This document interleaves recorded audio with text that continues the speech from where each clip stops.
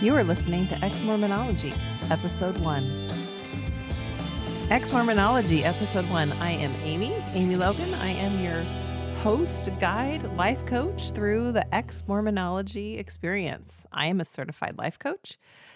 I have been through a Mormon faith crisis that started back in 2006. Well, started before that, and I'll get to that as we continue on through the podcast as it ebbs and flows through my life. I'll be sprinkling stories of what I've been through, but that was kind of the pinnacle of my faith crisis. And now I am a life coach that helps other people navigate life after Mormonism.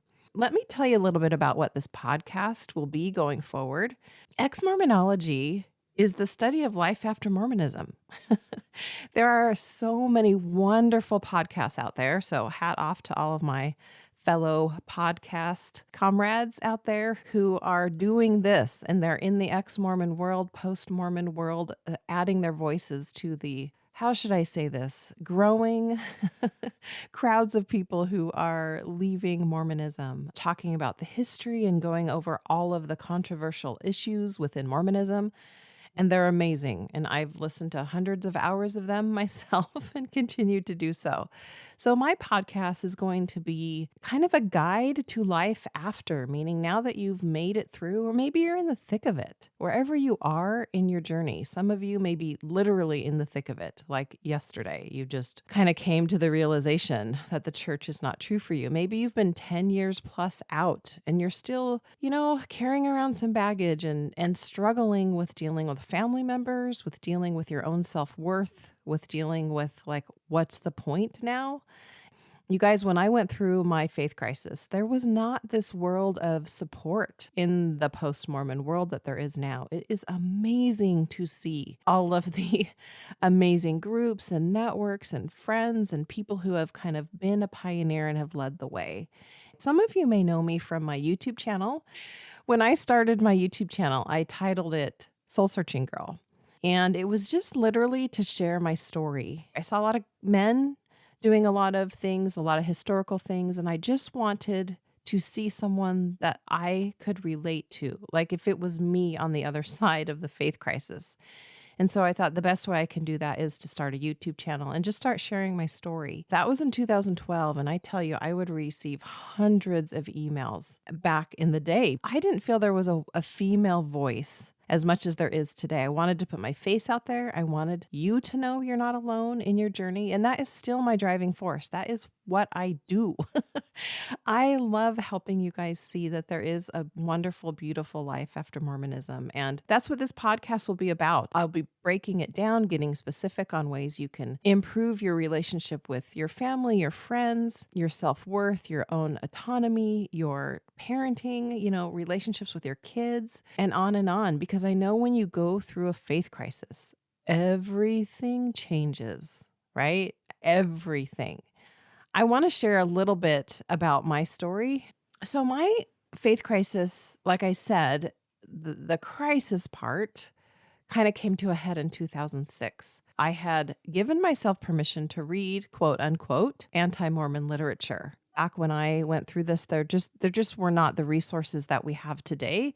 I went through mine pre-CES letter, pre-Facebook groups, I don't think Ex-Mormon Reddit was around. There just was not a lot. I remember spending a lot of time on New Order Mormon, and that was a huge resource, but it was very safe because I could be anonymous. I was so scared. Some of you probably relate to not even really knowing how to process what you're going through. And so it's very scary, especially when you're told, don't read anti-Mormon literature. And after a while, you start realizing the anti-Mormon literature is pretty much just the history of the church, that the church has kind of tried to keep you away from. So you start going down this path, right? And you just start realizing that the church isn't true with a capital T like you thought it once was. So some of you may know me from that. Some of you may know me from my current YouTube channel, which I've just changed to my name, Amy Logan Post-Mormon Life. You can see a lot of my story there as well. A lot of videos. I have a lot of content up there. Adding my voice to the world of ex-Mormon life. And some of you may be my current clients. However you found me, I'm just really glad you're here and I hope you'll stick around.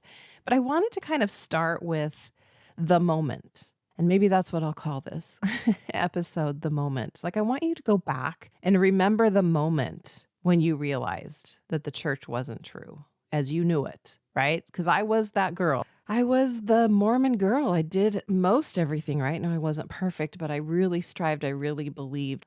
I was the president of, well, first of all, you guys, primary during the week. Okay, I remember that. Mutual president of beehives. Like I could do the whole list. Like there's all the checklists. Just know I've done all the things, right?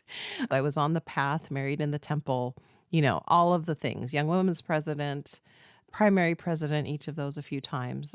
I had this nagging, but I didn't know what it was. And so I'm just going to fast forward to the part. It's 2006. I've been doing my research. I've been reading volumes of books, scouring the internet for what I could, listening to a few of the podcasts that were out at the time. And I remember coming home, driving my minivan into my garage. Kids were at school, husband was at work. And I had the moment where I had the full ugly cry, the full meltdown. I just sat in my car, I closed the garage door behind me, and it just all came out. It was that pivotal moment. And somehow I got myself into the house and I just fell onto my family room floor. And I remember thinking as I'm bawling, right? Mind you, this this is the moment. So it's all the emotions, all the pain, all the struggle. I remember thinking, I wish the floor would just the earth would just swallow me up, because I knew that whatever was coming next wasn't going to be easy, because I finally got up, set up, and I just sat there alone in my house and I looked around and everything had changed, right? Everything. Maybe you can relate to that. That's why I'd love to hear your moment story, because it was in that moment that I knew, okay, it was me that changed, but the reality of the world that I lived in was different. I was living in Utah. To add to my path story of all the things, the day after high school, we loaded up the van and my family drove me up to Utah, where, of course, guess where I was going? Because this continues with my story of being on the plan, right? Yeah, I was going to BYU. Because you have to go to BYU. At least that's what this Mormon girl thought. And that's where I basically stayed for the next 30 years. You're on the path, and everyone I knew was Mormon. Everything about my life was Mormon. And so when I share that story of the moment, and even thinking about it gets me a bit teary, because it was everything. And you guys, I know what you're going through. I know that feeling of just feeling like it's never going to be the same. And it wasn't. I didn't know what was coming. I didn't know, how do you tell people? It's so scary. So I know that feeling very well. And I just wanted to share that part of my story today in this first episode, because I want you to know I've been there. I've just been in that space that just feels like you have no idea how you're going to get through it. And then somehow you do. You get up, you dust off. You may walk around like you're in a fog for a while, not sure how to process it. Maybe you go to your church meetings, you go to your call, you do your calling, whatever you're doing. You're going through the motions at this point. And I spent a long time doing that. And what I am so passionate about is helping people find their voice, because I spent many years feeling like, okay, I guess I can just keep going through life. I think by that point, I maybe was going to just sacrament meeting, but I can just kind of keep going through the motions of this and it will be fine. But what happens, you find yourself feeling stifled, and you feel like maybe you felt like I did, where I'm like, I agreed to this life, so I'll just kind of have to keep going. I didn't even think to allow myself the ability to strengthen my voice, to let my new voice be influential in my children's life. I thought I had to kind of concede to what I signed up for. At that point, that would have been 16 years prior when I got married. And that's a really strange place to be, feeling like you have to just kind of be the one who concedes. And eventually, I couldn't do that anymore. And so that's what I do with my clients, is I help you get to the point where you realize that your voice, with your new lived experience, what you've been through, is so important. It's just as important as if you are in a mixed faith relationship. You know that that can be challenging, and that could be a whole other episode. So I won't get into that today. But, your voice and your experience of what you've gone through is huge, and it is now going to shape the rest of your life. And so that's why Exmormonology is the study of all of that after. Life coaching around that is what I will be doing. I think we as post-Mormons, or you could still be Mormon, but you maybe have a more nuanced view of it. We had all the answers, right? We knew where we came from, why we're here, where we're going. We knew that we just had to stay on the path, do all the things, and you'll be fine and you'll make it to the celestial kingdom, right? And so then we get the rug pulled out from under us. We're trying to figure out life. And I just thought, wouldn't it be great if we could have a guide? If we could have a guide after, because I always refer to it as free falling. You feel for several years like you're free falling. You don't quite have your legs up under you yet. And so you are scrambling or just trying to kind of get through this. So I hope that this is my intention of this podcast, will help you as you are in that space trying to make sense of it all. All right. So I'm going to talk to you, dear one, who is maybe in that space where I was, where I wanted the floor to swallow me up. What would I have needed to hear? That's what I want to help you with today. I wanted the earth to swallow me up, and maybe you're in that space. What I want you to know is that you will be okay, right? You're going to make it through this. You're going to stumble. You're not going to do it perfectly, and that's okay too. I think what happens is we have been brought up with all of the ideology that we have learned and lived in Mormonism to be perfect at things. I mean, maybe not, you must be perfect, but I think we have this subconscious belief that we have to do it right. I want you to give yourself permission, just like you gave yourself permission to start reading and studying and following your doubt. I want you to give yourself permission to start exploring, to start continuing on your quest when you can keep your brain in curiosity mode instead of the sky is falling mode. That is where you will learn so much about yourself. I remember looking around at church or everywhere I'd go, because I lived in Utah, like I said. Everywhere I'd go, I felt like not one of them anymore, right? Which one of these is not like the others? There's a good old Sesame Street reference. I felt like I was not like the others. I was now different, therefore I felt different, right? It's very natural and normal. But the biggest takeaway from today that I want you to start doing is staying curious without the judgment or that you've done anything wrong. You've had a beautiful awakening, even though it hurts really bad. Like that paradigm shift, if you can describe your moment, and maybe that's what you should start with if you haven't done so already, go write your moment down. What was that like for you? What were you feeling? What were the thoughts going through your head? We're going to spend a lot of time in Exmormonology talking about the psychology, your thought process, your beliefs. And I'm not talking your beliefs in religion or where you end up after, but your brain and what's going on in your brain. And so if you're in that space, and even if you're, years out, I just want you to get really curious about what your thoughts are around all of it. One of the biggest life-changing sentences that I learned a couple years ago. Your thoughts are not facts. All right? We often just think whatever thought runs through our head must be true. And that could be anything from, that person looks silly wearing a yellow shirt, to, I don't really like myself. Right? So we have the span of thoughts that run through our head. You have 50 to 60,000 thoughts that run through your brain every day. You have a dialogue that you're probably having with yourself. And if you're going through a faith crisis, that dialogue has a whole new wave of thoughts. And some of those might lead you to doubting yourself, like I did. I thought something was wrong with me initially.